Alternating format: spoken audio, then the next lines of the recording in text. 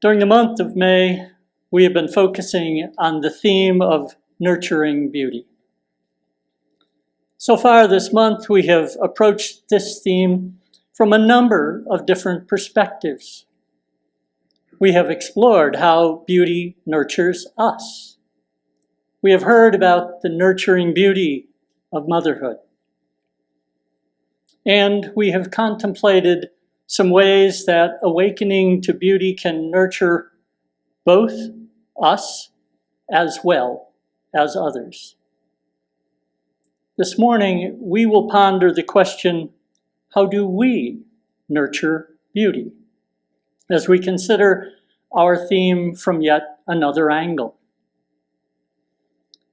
Before we dive into how we might nurture beauty, we need to take a moment to consider another question, a why question. Why would we spend time nurturing beauty? This question might seem unnecessary to you. Maybe you already know the answer. Maybe you think everyone else should know the answer as well. I raise this question because in the culture we live in, productivity, and more specifically, economic productivity, has a very high value. I would say that economic productivity is one of the dominant values, if not the predominant value in our culture. Thinking about nurturing beauty, while also taking into account the cultural value given to economic productivity, it is easy to recognize that spending time nurturing beauty might be questioned. Some might claim that nurturing beauty has less value or benefit than other more profitable endeavors.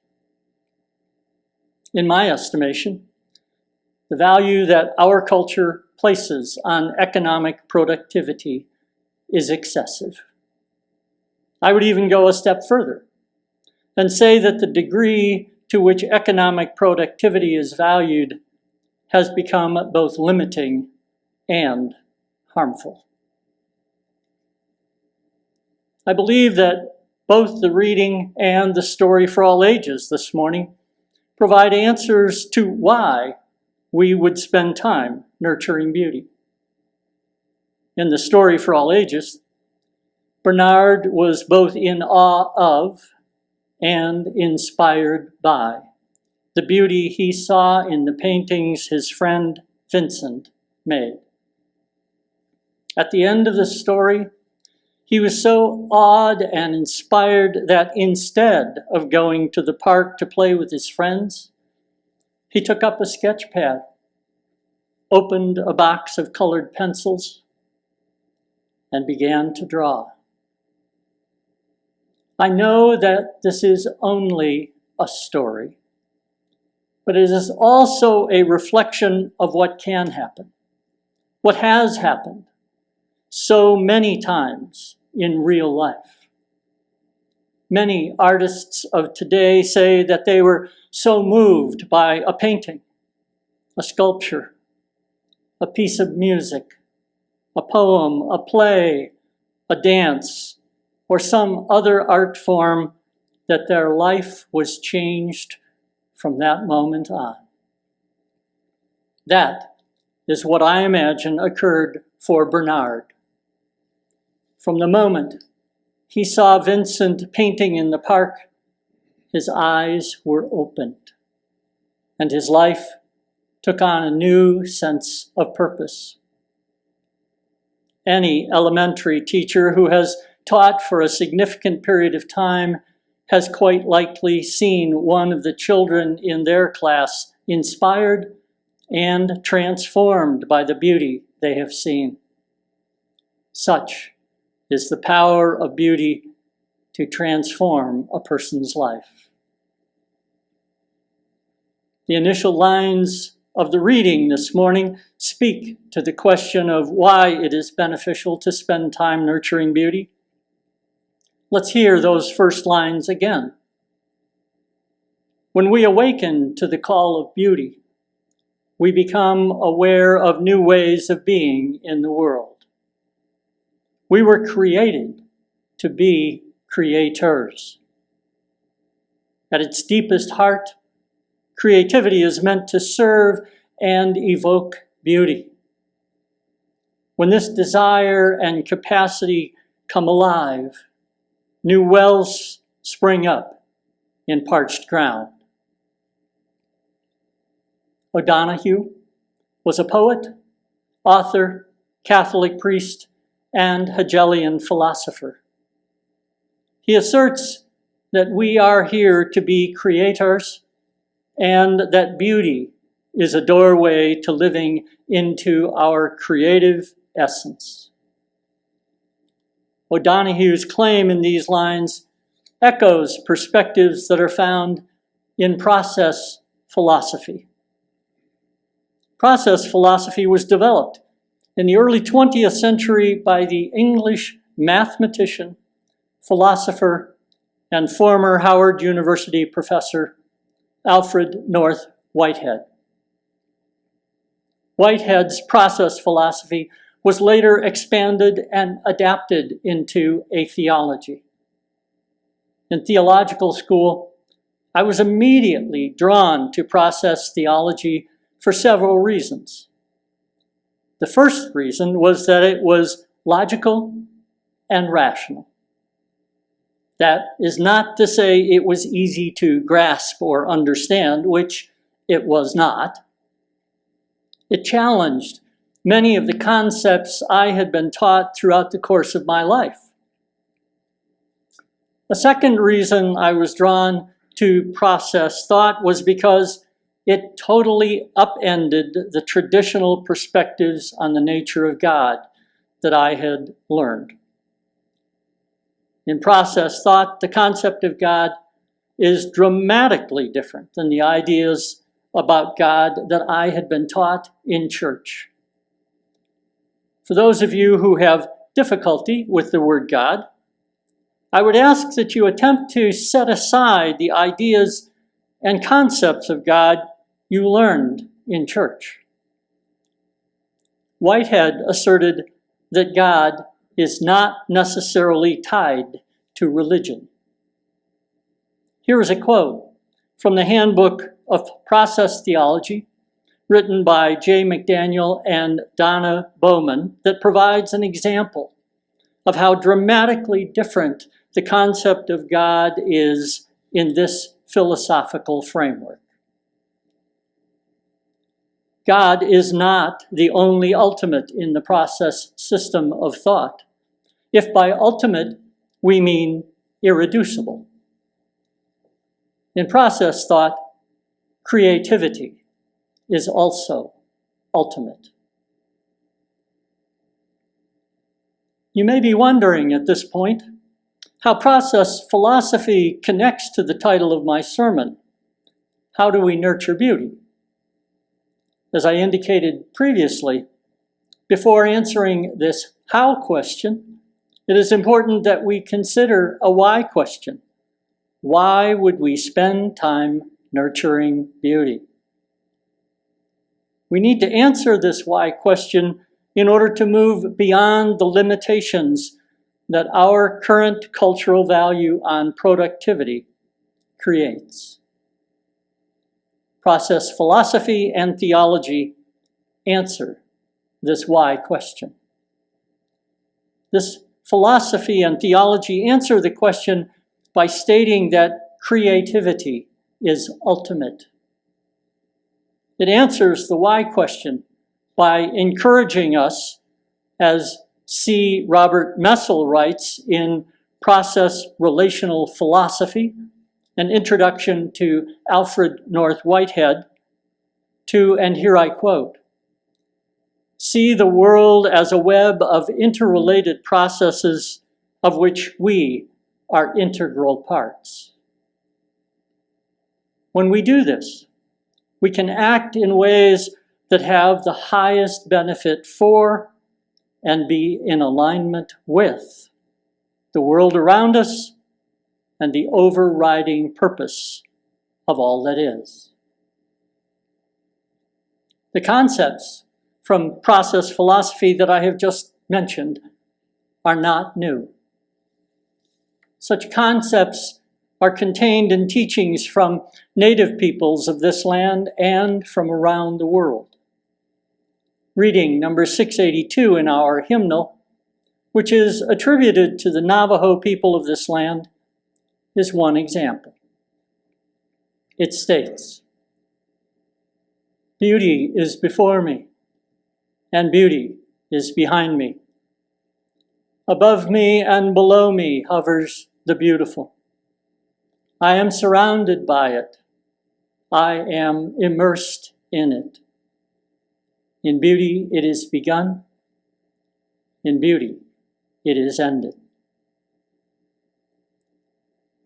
By putting these concepts from process philosophy and Native American wisdom and spiritual teachings together with what O'Donohue asserts in our reading, we can recognize that beauty and creativity are woven so tightly together in the reality of all existence that it is impossible to separate one from the other. So now that we have answered the question of why it is important to spend time nurturing beauty, we can delve into the question of how we nurture beauty. There is no single or simple answer to how we nurture beauty. Instead, there are infinite numbers of answers. In fact, there is an infinite number of answers to this question in every moment. A bit later in the book that our reading comes from, O'Donohue writes that beauty does not linger, it only visits. He tells us what all of us have experienced so many times in our lives. That is, that beauty exists in the moment. Beauty is in the moment that we live in and in the moment that we are able to perceive. As I indicated in my sermon last week, in any moment, we are likely unable to perceive beauty that is present but outside of our conscious awareness. When we awaken to beauty, we increase our ability to nurture beauty, both the beauty that is already present, as well as the beauty that is possible and yet to exist. Here is more of what O'Donohue says about beauty. Beauty's visitation affects us and invites us into its rhythm. It calls us to feel, think, and act beautifully in the world, to create and live a life that awakens the beautiful. A life without delight is only half a life. Lest this be construed as a plea for decadence and self-indulgence that is blind to the horrors of the world, we should remember that beauty does not restrict its visitation only to those whom fortune or circumstance favor. Indeed, it is often the whispers and glimpses of beauty which enable people to endure on desperate fronts. Even, and perhaps especially, in the bleakest times, we can still discover and awaken beauty. These are precisely the times when we need it most. Here ends his quote. I think all of us would agree that there is far too much bleakness in the world we currently live in. We see, hear, and feel the bleakness that exists. We know on a deep level that we are called to transform that bleakness into beauty. And as conscious beings, we are able to recognize our capacity to create beauty in spite of and even out of bleakness. Because beauty is impermanent, and because beauty invites us into its rhythms, we need to modify our original question of how do we nurture beauty. The question actually needs to be, how do we nurture beauty now? And now. And now. We can nurture beauty moment to moment. We can nurture beauty by attending to and actualizing our creative capacities and capabilities. As we awaken to the call of beauty and allow our creative essence to answer, more beauty emerges to bless us and to bless the world. We can, and I hope we will, strive to nurture beauty in any and in every moment.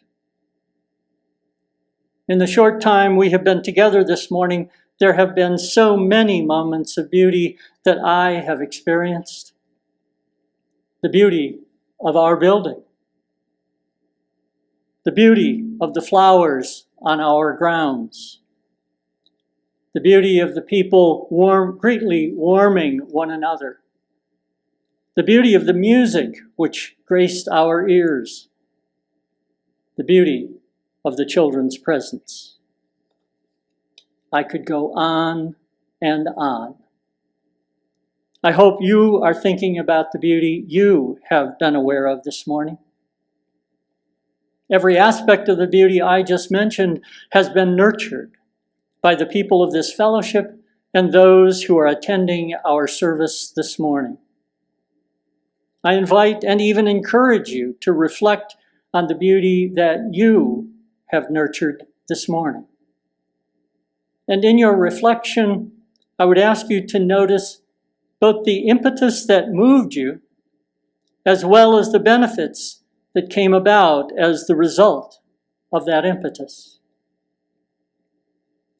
My experience has led me to the conclusion that every time I answer the call to beauty, beauty nurtures and nourishes me.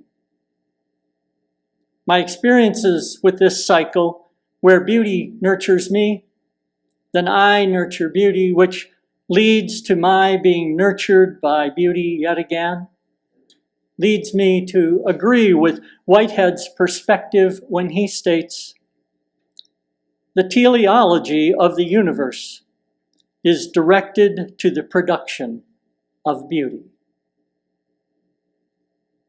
My desire and my intention is to live in alignment with the purpose of the universe. To fulfill this desire and intention, to answer the question, how do I nurture beauty? I must use my creative capacity in each moment to nurture beauty as best I can. With the challenge and the invitation to nurture beauty at the forefront of my mind, I look to process philosophy and theology as I seek to find ways to nurture beauty in my life. The following quote from the Handbook of Process Theology provides a few examples of how I might do this. The lure of God within each human life is not only a lure to live, it is also a lure to live well. That is, to live with beauty, with harmony and intensity, relative to the situation at hand. In other words, the indwelling lure of God within each human life is more than an inner impulse to creatively adapt to new situations. It is also an impulse to seek the good, to be open to what is true, and to celebrate the beautiful. The good, the true, and the beautiful are themselves forms of creative adaptation. Some outward expressions include the creation of music, enjoyment of friendships, cooking of food, pursuit of knowledge, telling of stories, pursuit of justice, building of community, dancing in the moonlight, courage in suffering, and befriending of strangers. The lure of God within human life takes many forms, all of which can make the world richer. Here ends the quote. The ways to nurture beauty are more numerous than the stars that exist. May we each find our own ways, moment to moment, to nurture beauty. And may we each make the world richer in ways that cannot be measured by any economic system humans have devised or ever will devise. So may it be.